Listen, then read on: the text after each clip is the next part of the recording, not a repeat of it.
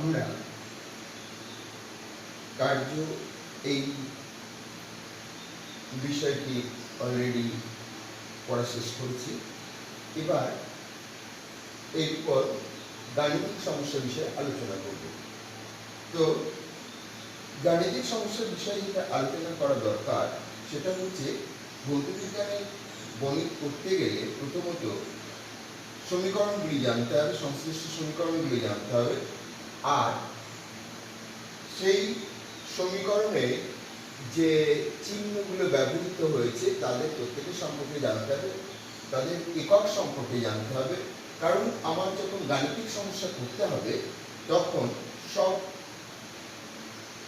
যে চিহ্নগুলি সেখানে উপস্থিত থাকবে তাদেরকে একই এককে নিতে হবে। অর্থাৎ কার্যের কথাই বলা যাক, আমরা এখানে দেখতে পাচ্ছি যে W = FD, অর্থাৎ কার্য = বল ইনটু সরণ। তো এই কার্য W এর CGS একক কত কি আছে,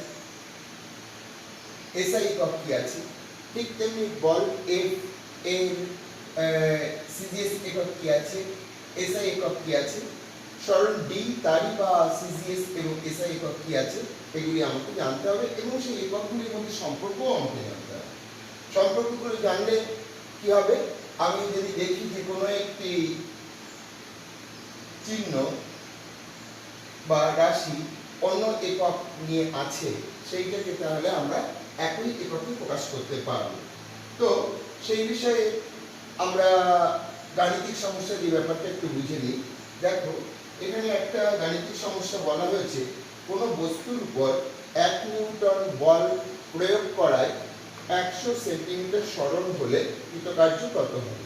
এই যে গাণিতিক সমস্যাটা আমি পড়লাম, পড়েই ফার্স্টেই কিন্তু আমাকে সমীকরণের সঙ্গে সামঞ্জস্য রেখে যে কোনটা কি সেটা চিহ্নিত করতে হবে। যেমন ধরো এখানে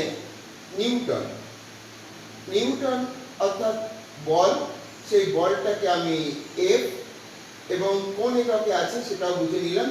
নিউটন হচ্ছে SI এককে, তাই SI এককেটা আছে, অর্থাৎ আমরা বলতে পারি যে বল ফোর্স এটা SI এককে রয়েছে। ঠিক আরেকটি রাশি দেখো এখানে রয়েছে যেটা, সেটা হচ্ছে কি 1 সেন্টিমিটার সরণ।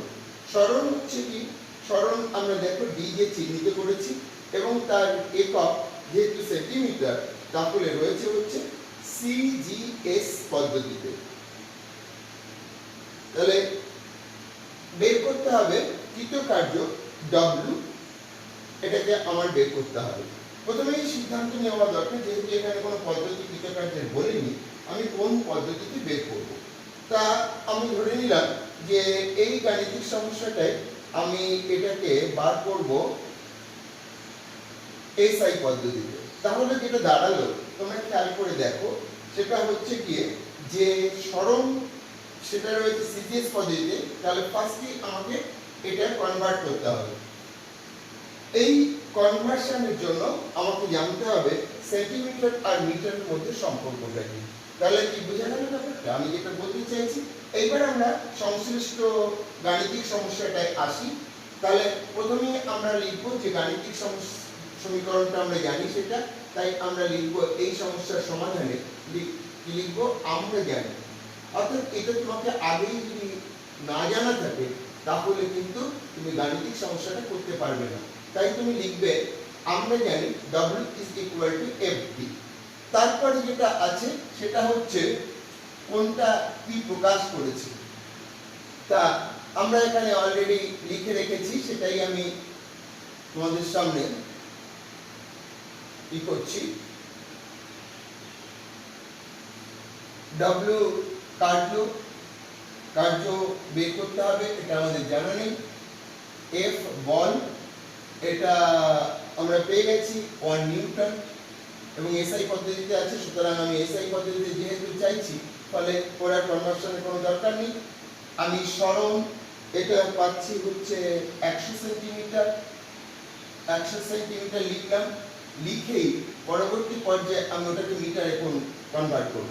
তো মিটার পরিবর্তন করতে গেলে আমরা জানি 100 সেন্টিমিটার সমান 1 মিটার। তাহলে যেটা দাঁড়ালো আমার সব F এবং ডি অর্থাৎ বল এবং সরণ উভয়ই একটা এককে নেওয়া হয়ে গেছে।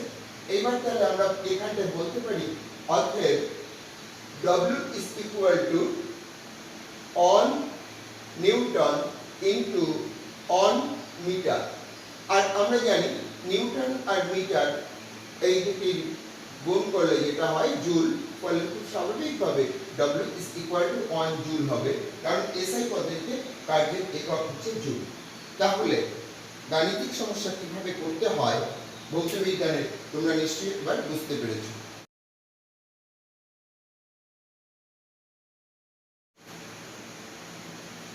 আরেকটি গাণিতিক সমস্যা তোমাদের সামনে আমি উপস্থাপন করছি। সমস্যাটি হলো 10 গ্রাম ভরের কোনো বস্তুকে 10 সেন্টিমিটার উপরে তোলা হলো। তো ওই স্থানের অভিকর্ষজ ত্বরণ 980 মিটার পার সেকেন্ড স্কয়ার হলে কৃতকার্য কত হবে? এই সমস্যাটা করতে গেলেও আমাদের সেই একই কথা বলতে হবে, সেটা হলো আমরা জানি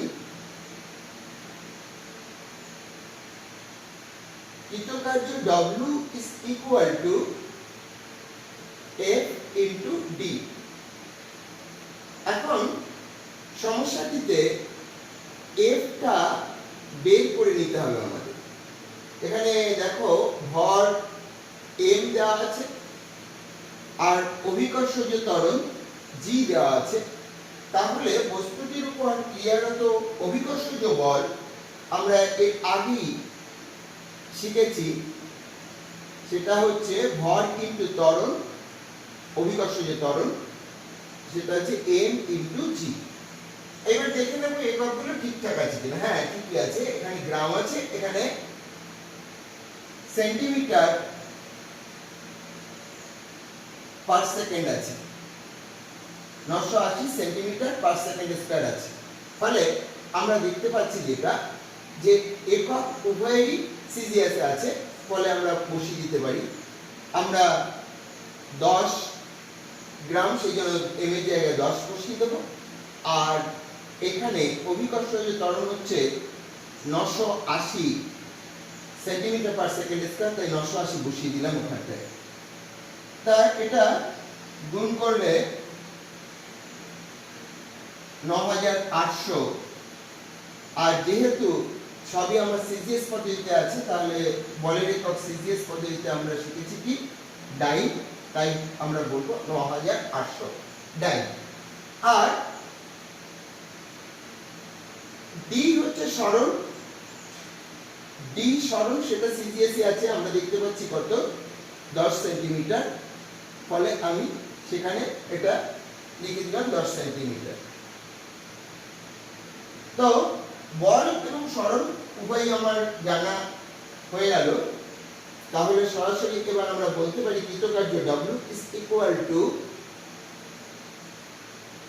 9800 ইনটু 10, অর্থাৎ দাঁড়ালো 9800 এর পরে 10 দিয়ে গুণ করেছি বলে আরেকটা শূন্য বেড়ে গেল, অর্থাৎ 98000। এত একক হবে সিজিএস পদ্ধতির একক, কারণ সব সিজিএস পদ্ধতিতে আছে, তাই আমরা বলবো এত আর। তাহলে কৃতকার্য উত্তর হবে নির্ণেয় কৃতকার্য is equal to 98000 আর।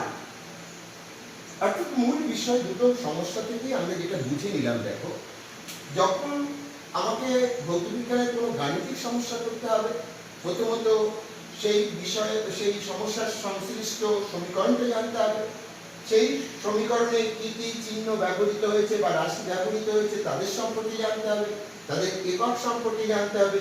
আর এই জানাগুলো যখন তুমি সঠিকভাবে তোমার সমস্যায় অ্যাপ্লাই করতে পারবে, তখন তুমি খুব সহজেই অল্প সময়ের মধ্যে প্রশ্নের উত্তর দিয়ে নাম্বারগুলো একেবারে পুরোপুরি নিজের ঝুলিতে ভরতে পারবে। গাণিতিক সমস্যা নিয়ে ভয়ের কিছু নেই।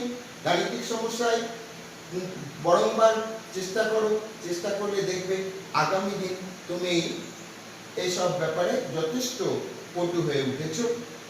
আজকের ক্লাস এখানেই সমাপ্তি ঘোষণা করছি। তোমরা সবাই ভালো থেকো, সুস্থ থেকো।